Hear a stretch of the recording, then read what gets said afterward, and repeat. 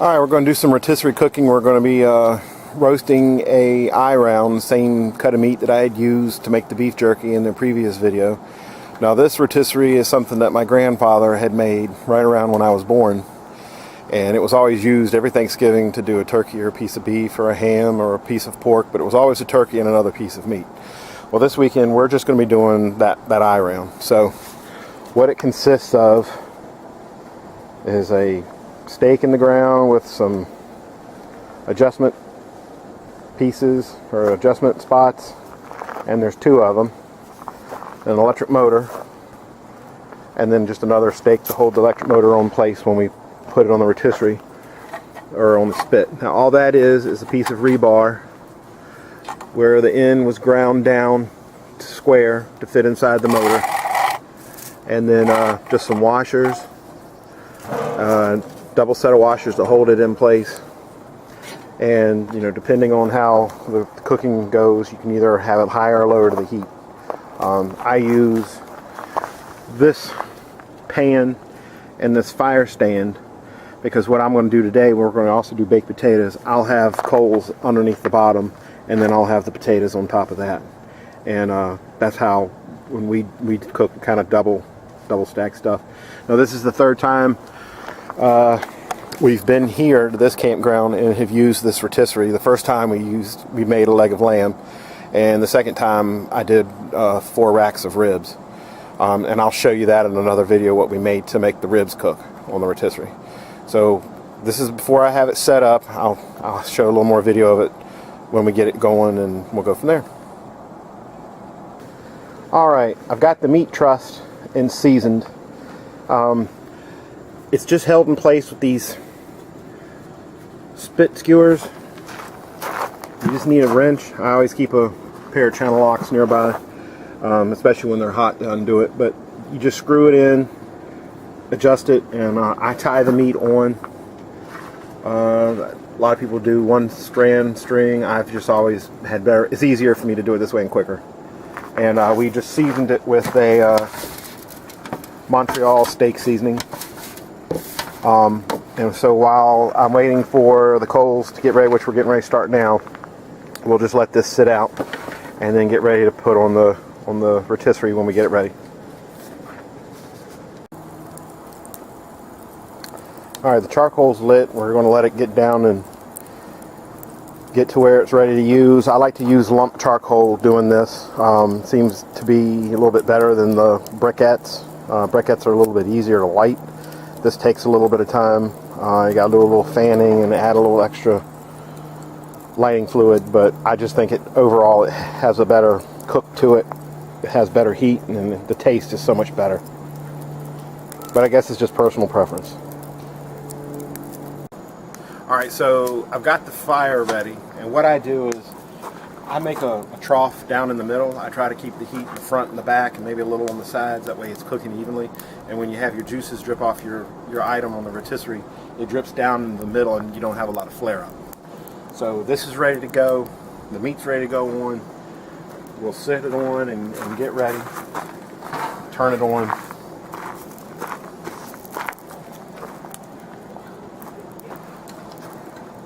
We're going to set it on the highest setting so that we have a low heat.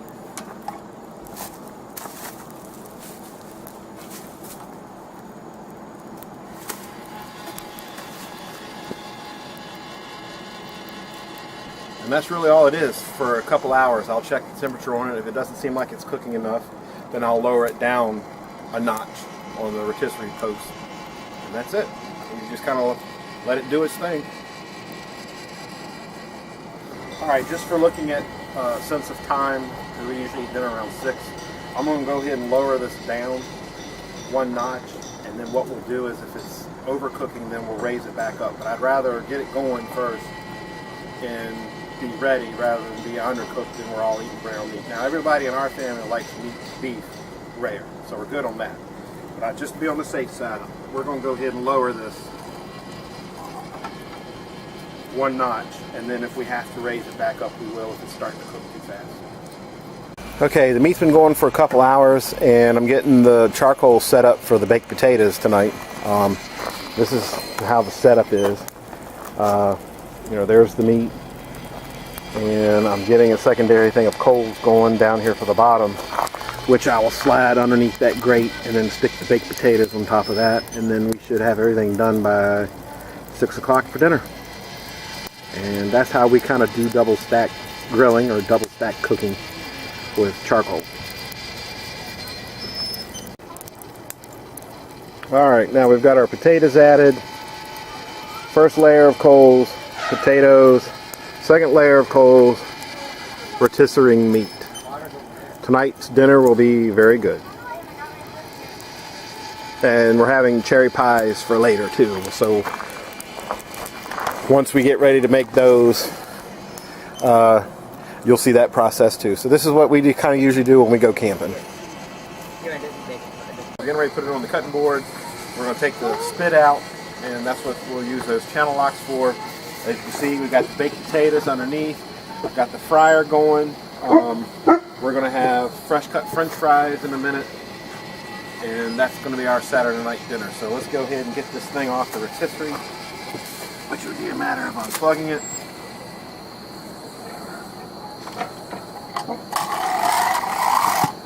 And then taking it over to our cutting board.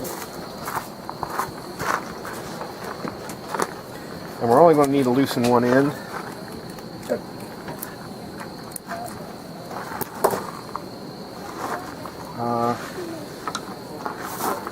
We'll be able to pull this out.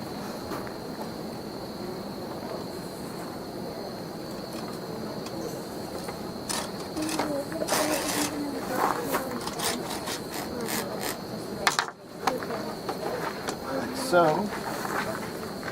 We'll just set this over here for now. And then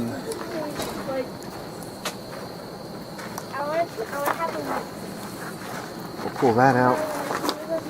And we'll just cut the string and then start slicing up the slices. So that was 4 hours. And I think we'll be good to go.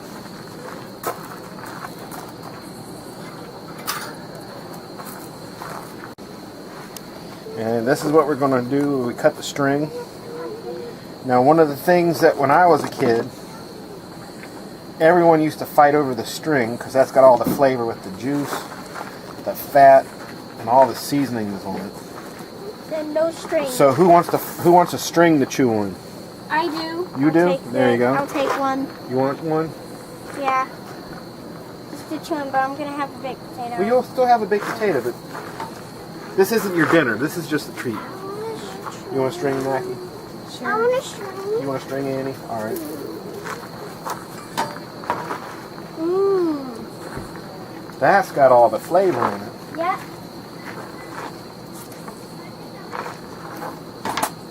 Mr. Cameraman, do you want a string?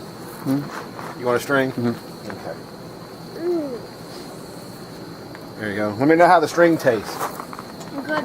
If the string tastes good, that means the meat's going to taste good. Yeah. Alright, so let's go ahead and do an initial slice. Just so we see what we're having, you might want to come around this way and take a look.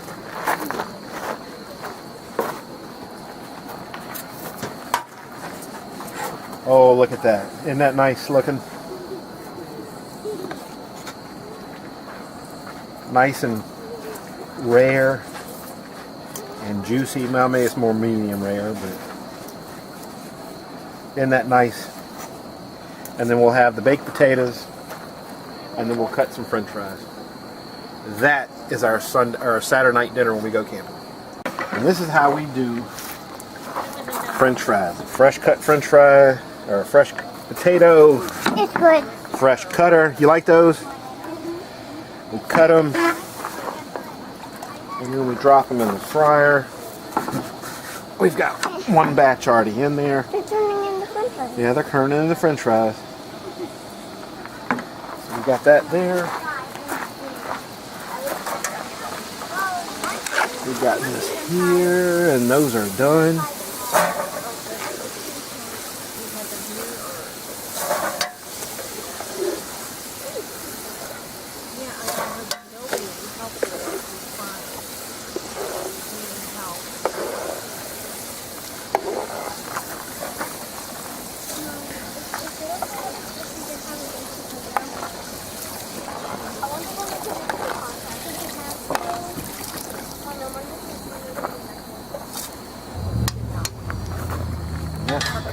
fries.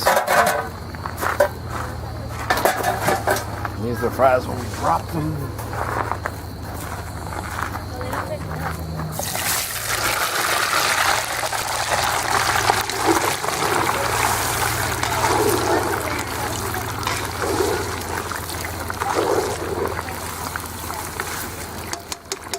And that is part of our Saturday dinner. What do you mean? Now I'm trying to figure that out.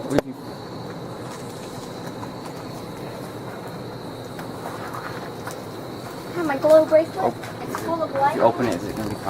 Alright, tonight we're going to be making cherry pies for our dessert from our wonderful dinner of rotisserie beef, which there's not much left. So these are some old pie ovens, fire pie ovens, I guess you could say how they're called. And these were bought when I was a kid. And we're going to butter some bread.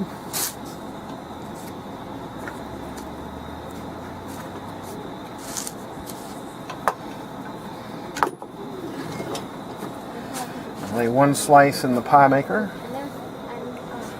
Then we're going to butter another piece.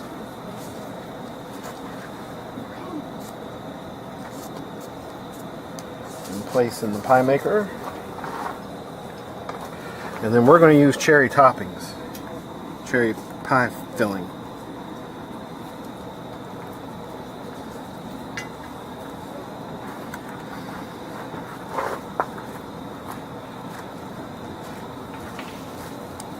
Like so. And close it up. Clamp it shut. And then place in the coals.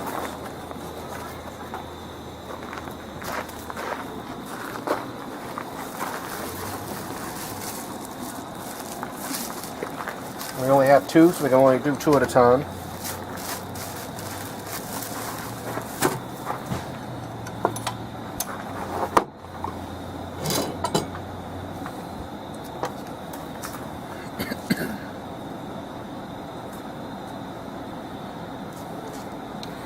Butter our bread.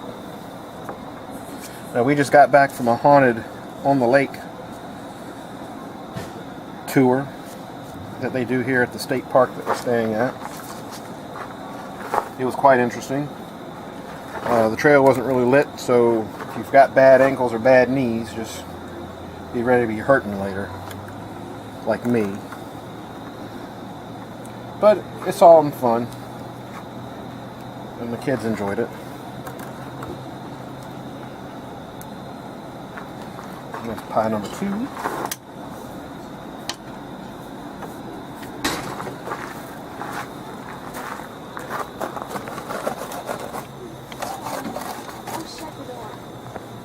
We'll let that sit for a few minutes on each side, and then we'll turn them over. So this is what they're going to look like when they're done. Taking it out of the fire. Bring it over. Bike. Toasted pie. I think that has yummy. Coming out. Actually, But there's this kid there's this kid dressed up in the old It costume. I was like, there's a clown behind you. There you go. I'm gonna Easy as pie. There's a lot of people going up close. Yeah. We're going to use pan spray this time. There's a lot of people going up close to me, probably because I was small. And still use our butter on the bread. I'd be like, let's take a selfie together. So basically the first thing was a car accident. And this girl came up and it's like, Mommy! Or, your mom's dead. No, it was help me. Help me, Mommy. They're talking about the haunted tour we just went on. That one. I was like, that is interesting. Alright, what's next? And then there was the people handing a baseball bat on the bridge. After that, I think it was the asylum scene. And so you walk through these and they have flashing lights. and so you couldn't see him.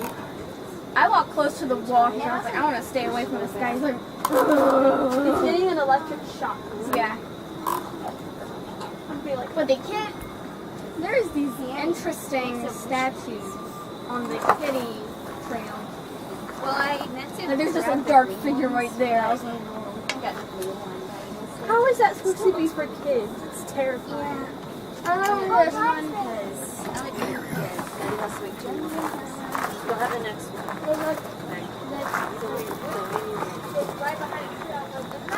And that's that. Hey guys, it's the last day. We're getting ready to start packing up. The camper did pretty good, even with the repairs that we did that y'all saw in that one video. And the lanterns did really good with what you saw in that one video. Like I said, we're just packing everything up now. And this hopefully may be the last time we use this camper. We're hoping to get an Airstream, an older Airstream, and we're going to modify it to fit our needs. So we're thinking about maybe doing a giveaway, and so many subscribers we get, we'll give this camper to whoever wants it. I'll go over all the details with what's wrong with it and what's still good with it. But with us being a family of 8, we've kind of outgrown it. So look for future videos pertaining to that, and I hope everybody has a great and safe week. Later.